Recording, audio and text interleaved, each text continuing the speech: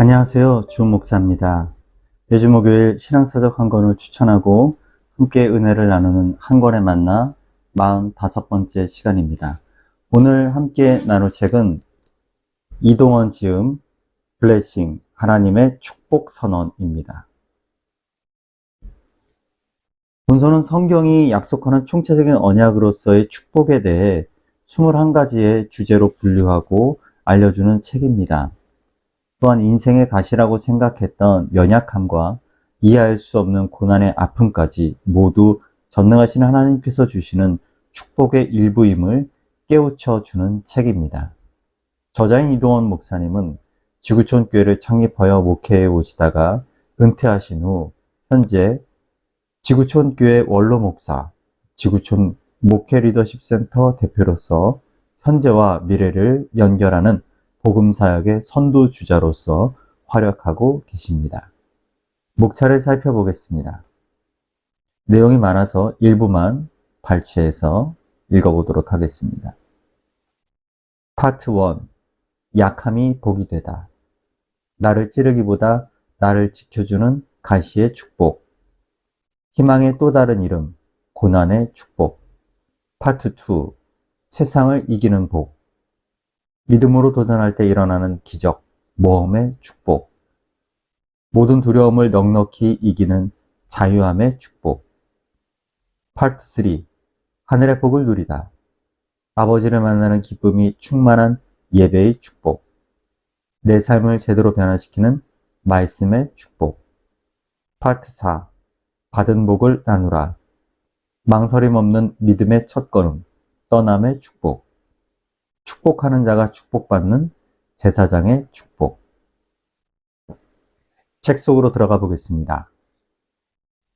사람마다 자기만의 가시가 있습니다.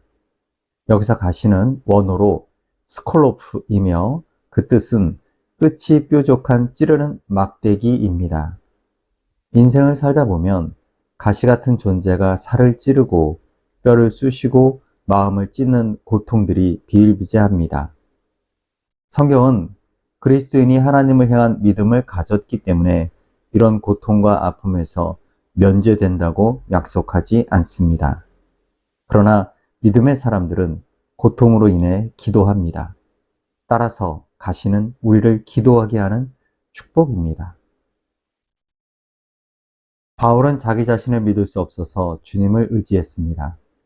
자신의 지혜를 신뢰할 수 없어서 주님의 지혜만을 의지했습니다. 자신의 무력함을 알기에 주님의 능력만을 의지했습니다. 따라서 바울의 육체의 가시, 곧 육체의 한계는 바로 그가 더 큰 주의 은혜를 받는 통로의 역할을 했습니다. 진실로 그의 약함이 그의 강함이 되고 그의 은혜의 통로로서 축복이 된 것입니다. 믿음의 연단이라고 할 때 사용된 연단이란 단어는 헬라어로 도키모스라는 말입니다. 1세기 로마와 소아시아에서는 금 세공업이 발달되어 있었는데 1037도의 열을 견디고 나온 정죄된 순금을 가리켜 심사관은 도키모스라고 한답니다. 진짜 금으로 판명되었다는 의미입니다. 또는 도공들이 도자기를 구워낼 때 뜨거운 용광로를 견디고 나온 것들 중 시원찮은 항아리들은 떼어버리고 잘 구워진 항아리를 향해 도공이 도키모스 하면 합격인 것입니다. 즉 고난이 우리의 믿음의 진정성을 증명합니다. 사도 베드로는 이런 목적으로 고난이 허용된다고 말하는 것입니다. 우리의 믿음이 금보다 더 귀한 믿음으로 연단되어 주님 오시는 날 칭찬과 영광과 존귀를 얻게 하려 함이라고 말합니다. 고난받고 흩어져 사는 그리스도인들이 바라보고 살 유일한 소망 되신 그리스도, 그 그리스도가 고난을 이기고 부활하신 것처럼 그를 믿는 자들에게 주어지는 놀라운 축복, 그것은 우리가 거듭 태어나 살아있는 희망의 새 삶을 붙들고 살게 되었다는 것입니다. 저자는 사도 바울의 고백을 통해서 우리의 상식을 뒤엎는 축복의 역설을 들려줍니다. 가시와 고난이 오히려 그리스도인들에게는 축복이 된다라는 말씀입니다. 사도 바울은 에베소서에서 서로 용납하라고 가르칩니다. 그리스도인들의 용납함이 서로와 자신에게 축복이기 때문입니다. 서로가 다르다는 사실을 인정하고 용납하기 시작하면 아름다운 그리스도의 몸이 세워져 가게 됩니다. 우리는 각자 기질도 은사도 다릅니다. 하지만 그리스도를 주로 고백하는 한 가족임을 인정하고 서로를 수용하기 시작할 때 아름다운 영적 공동체를 형성해 가는 것입니다. 오늘날을 포스트 모던 시대라고 말합니다. 이 시대의 두드러진 두 가지 특징은 파괴와 해체입니다. 안타까운 것은 그리스도인들조차 이런 그릇된 시대 정신을 따라 파괴하고 해체하는 일에 열중하고 있다는 사실입니다. 그리스도의 몸을 세우려 하심이라고 할 때 세운다는 단어 오이코도메는 집을 세운다는 단어와 같은 말입니다. 교회는 하나님의 집입니다. 자신이 정말 하나님의 집을 건강하고 아름답게 세우는 일에 일조하고 있는지 돌아보아야 합니다. 저자는 서로를 용납하여 아름다운 교회 공동체를 세우는 것이 얼마나 귀하고 큰 축복인지를 알려줍니다. 하나님이 주시는 가장 큰 축복임을 알고 있다면 성도들 우리는 서로를 더 용납해야 합니다. 왜 예배를 드리면 우리가 기쁨으로 살게 됩니까? 참된 예배에는 예배 자체가 제공하는 엄청난 기쁨이 있기 때문입니다. 따라서 이 예배의 영광을 아는 자들은 예배의 자리에 나올 때마다 가슴 벅차고 설레는 기쁨으로 예배에 임하게 되는 것입니다.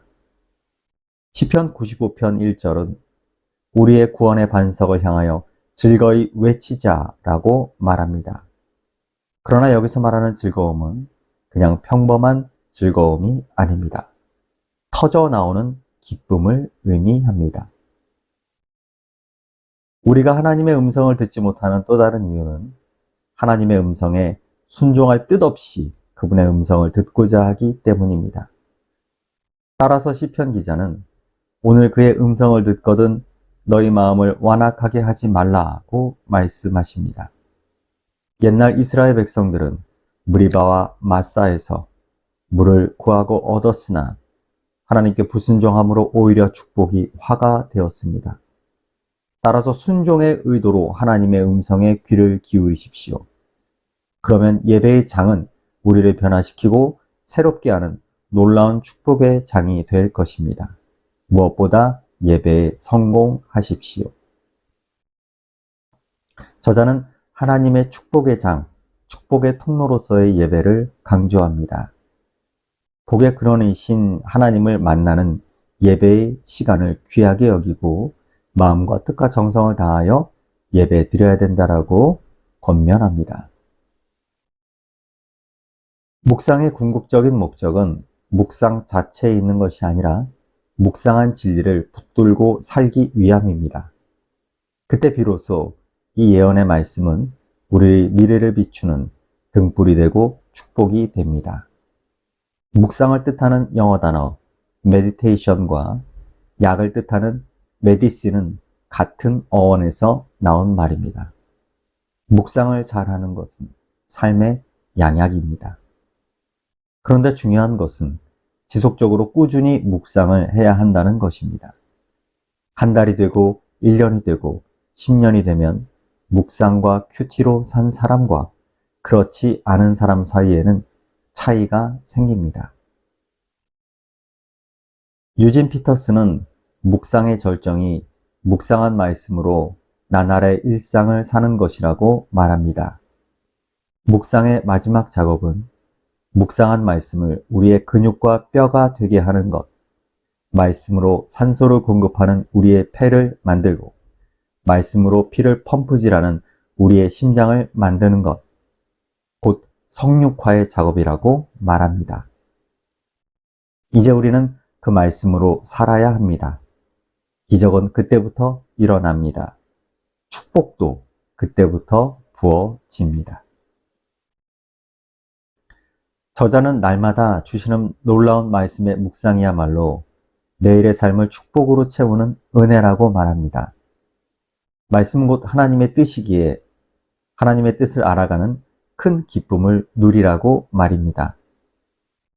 책을 마무리하며 저자가 축복을 받기 위해 필요한 가장 중요하다고 여기는 권면을 나누면서 오늘 한 권에 만나 45번째 시간을 마치겠습니다. 우선 우리와 하나님의 동행이 시작되려면 하나님과의 분명한 만남이 있어야 합니다. 동행은 만남으로 시작됩니다. 오늘날 하나님과 의미 있는 동행을 하는 성도들이 얼마나 될까요? 현재 예배당 좌석을 채우는 것은 소위 명목상 교인들입니다. 기독교 교리는 죄인인 인간과 하나님의 만남의 사건을 회심이라고 부릅니다. 많은 그리스도인의 경우 믿음의 삶에 생명력이 없는 것은 분명한 회심의 고백이 없기 때문입니다. 하나님을 만나야 그분과 함께 걷지 않겠습니까? 하나님께서 우리를 부르실 때 거창한 것을 기대하시는 것이 아닙니다. 하나님은 우리와 교제하기를 원하십니다. 그래서 우리에게 교제의 방편으로 주신 것이 말씀과 기도입니다. 말씀으로 우리는 그분의 음성을 듣습니다. 기도로 우리 마음과 생각을 그분에게 아뢰게 됩니다. 어떤 사람을 만나면 자기 말만 하고 상대의 이야기에 경청하지 않는 사람이 있습니다. 기도만 하고 말씀을 읽지 않는 사람이 바로 그런 경우입니다. 하나님을 기쁘시게 하는 자로 인생의 경주를 완주하고자 하십니까? 이제부터라도 하나님과의 소통을 배우십시오. 평안한 저녁 되시고요. 교회에서 뵙겠습니다. 감사합니다.